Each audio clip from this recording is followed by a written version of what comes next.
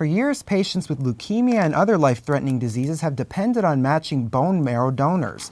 That chance to save a life came yesterday during UNLV's Housing's first annual bone marrow drive. The common misconception of most drives is that it's invasive. However, the drive only consisted of taking DNA by swabbing a cheek.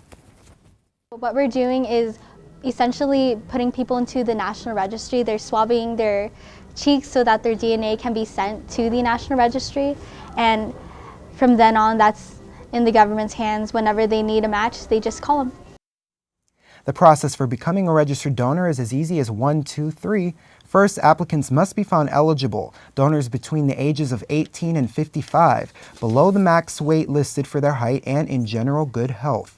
Once found eligible, the applicant may fill out the registry form. The form is required for contact information such as address, email, and phone number. One of the other main components of the form is the ethnicity section because it's how the donor is matched to the patient. Lastly, the applicant is asked to swab each side of their cheek for 15 seconds. Place the used swab into an envelope and sign off their name. Once processed, applicants may be called at any time. Emily Herman received her call to donate when she was 18. Immediately after the processing period, although sudden, Emily responded.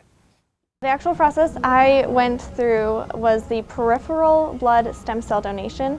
That's similar to an apheresis blood donation technique, where they took blood out of my arm and then collected stem cells that way. Donors are asked to donate one of two ways, as Emily did, through a peripheral blood stem cell donation or through a marrow transplant. The marrow transplant is a 1 to 2 hour process that takes the marrow cells from the backside of the pelvic bone.